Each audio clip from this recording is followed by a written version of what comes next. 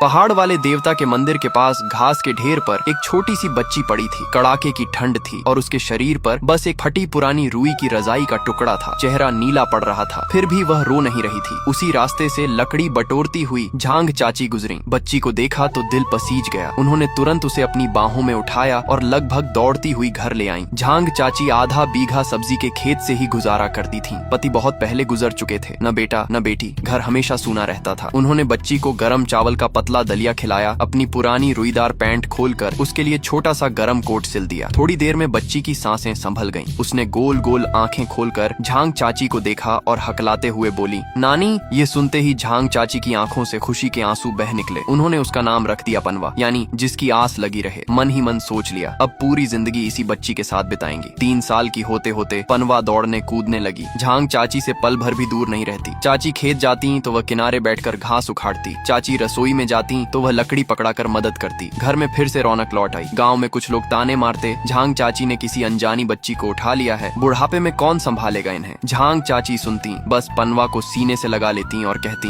मेरी बच्ची है, मैं प्यार करूं यही काफी है। एक दिन झांग चाची पनवा को लेकर कस्बे के बाजार गईं। जैसे ही वे गली के मोड़ पर पहुंची, रेशमी कपड़े पहने एक अधेड़ आदमी ने रास्ता रोक लिया। वह पनवा को घूरते घूरते रो पड़ा और उसे गोद में लेने को हाथ बढ़ाया। मेरी बेटी, मैं तुम्हें 3 साल से ढूंढ रहा हूँ। झांग चाची तुरंत पनवा को अपने पीछे कर खड़ी हो गई। ऊपर से नीचे तक उस आदमी को देखा। अमीर लग रहा था, साफ था कि गांव का नहीं है। वह आदमी रोते रोते बोला, मैं शहर का व्यापारी हूँ। 3 साल पहले बेटी को गांव में रिश्तेदारी में लाया था, उसे कोई उठा ले गया, तब से खोज रहा हूँ, आज जाकर मिली है। यह कहते हुए उसने चांदी के सिक्कों की गड्डी निकालकर झांग चाची की ओर बढ़ाई। चाची, आपने मेरी बेटी को पाला, ये आपकी मेहनत का हक है। आज मैं उसे घर ले जाऊंगा। झांग चाची ने पैसे धक्का देकर लौटा दिए। सख्त आवाज में बोली, कहते हो बेटी तुम्हारी है, कोई सबूत है? आदमी हकलाने लगा। साफ साफ कुछ न कह पाया, बस बार बार यही दोहराता रहा, मेरी अपनी बेटी है, मैं पहचान सकता हूँ। आसपास लोग इकट्ठा हो गए। कुछ ने झांग चाची को समझाया, आदमी अमीर लगता है, बच्ची अपने असली बाप के साथ रहेगी तो सुख पाएगी, तुम्हारे साथ तो तकलीफ ही है। झांग चाची चुप रही। उन्होंने पनवा की ओर देखा। पनवा उनके पीछे दुबकी थी, कपड़े का कोना मरोड़ रही थी, डर से कांप रही थी। आदमी आगे बढ़ा, जैसे बच्ची को छीन लेगा। झांग चाची ने तुरंत पनवा को गोद में उठाया और मुड़ते हुए कहा, बिना सबूत के मेरी बच्ची को कोई नहीं ले जा सकता। उन्होंने सोचा कोई ठग होगा, बात आई गई हो जाएगी। लेकिन कुछ दिनों बाद गांव में नीले कपड़े पहने एक औरत आई। उसके हाथ में एक कागज था जिस पर जन्म तारीख और समय लिखा था। वह सीधे झांग चाची के घर पहुंची। उसने कहा, मैं उस आदमी की पत्नी हूँ, ये हमारी बेटी का जन्म पत्र है और उसके दाहिने कान के पीछे एक छोटा सा काला तिल है जन्म से। झांग चाची का दिल धक से रह गया। उन्होंने पनवा के कान के पीछे देखा, सचमुच वैसा ही छोटा काला तिल था। औरत रोते रोते गिड़गिड़ाने लगी, हम दोनों पागल हो गए थे उसे ढूंढते ढूंढते। घर के बूढ़े माँ बाप भी दुख में बीमार पड़ गए, हमें हमारी बेटी लौटा दीजिए। झांग चाची दुविधा में पड़ गईं। 3 साल में उन्होंने पनवा को अपनी सगी पोती की तरह पाला था, लेकिन सच तो यह था कि बच्ची किसी और की कोख से जन्मी थी। उस रात झांग चाची खाट के किनारे बैठी रहीं। सोती हुई पनवा को देख देख कर आंसू पोंछती रहीं। तभी पनवा नींद में कुनमुनाई और बोली, नानी। झांग चाची ने उसे सीने से लगा लिया, दिल में जैसे सुई चुभ रही हो। इतने में दरवाजे पर दस्तक हुई। झांग चाची ने दरवाजा खोला तो बाहर कस्बे की दाई ली चाची खड़ी थी। आसपास के कई गांवों में बच्चे पैदा करवाने वाली अनुभवी दाई थी। घर में घुसते ही बोली, झांग बहन, उस दंपति को बच्ची मत देना, वे उसके असली माँ बाप नहीं है। झांग चाची चौंक गईं। पूछा, क्यों, क्या बात है? ली चाची ने कहा, 3 साल पहले मैं शहर में एक गरीब औरत की डिलीवरी कराने गई थी। उसने एक बेटी को जन्म दिया था और आगे जो हुआ वह बहुत अजीब था। ली चाची ने आगे बताया, हाँ, उस बच्ची के कान के पीछे सचमुच एक छोटा सा काला तिल था, लेकिन बच्ची को जन्म देने के बाद उसकी माँ ने वहीं दम तोड़ दिया। उसका बाप बहुत गरीब आदमी था, इतना कि घर में खाने को भी नहीं था। वह बच्ची को पाल नहीं सकता था। उसने मुझसे कहा था कि बच्ची को किसी अच्छे घर में छोड़ाऊं। मैंने ही उसे पहाड़ वाले मंदिर के पास घास के ढेर पर रख दिया था, वही जगह जहाँ से तुम उसे उठा लाई थी। अगले ही दिन वह झूठा दंपति फिर आ पहुंचा, इस बार कुछ लोगों को साथ लेकर। वे जबरदस्ती कहने लगे कि पनवा उनकी बेटी है। झांग चाची ने तुरंत ली चाची को बुला लिया। ली चाची ने सबके सामने पूरी सच्चाई बता दी। आसपास के गांव वाले भी जमा हो गए और उस दंपति को खूब खरी खोटी सुनाई। शर्म नहीं आती, किसी और की बच्ची छीनने चले हो। झूठ पकड़ा गया तो दोनों चुपचाप अपने लोगों को लेकर भाग गए। कुछ दिन बाद झांग चाची पनवा को लेकर पहाड़ पर जंगली साग तोड़ने गईं। तभी पास से कोई आहट सुनाई दी। पास जाकर देखा तो एक अधेड़ आदमी बेहोश पड़ा था। उसके बगल में कपड़े की एक गठरी रखी थी। झांग चाची का दिल फिर पसीज गया। उन्होंने गांव वालों को बुलाकर उस आदमी को घर उठवा लिया, उसे गरम दलिया पिलाया। थोड़ी देर बाद जब उसे होश आया तो वह बार बार धन्यवाद देने लगा। उसने बताया, मैं फेरी वाला हूँ, गांव गांव घूमकर सामान बेचता हूँ। रास्ते में भूख प्यास से चक्कर आ गया। उसका नाम था झाव, स्वभाव से सीधा साधा और भला इंसान। जब उसे झांग चाची की हालत का पता चला तो उसने अपनी गठरी से अनाज और सूखी रोटियां निकालकर उन्हें दे दी।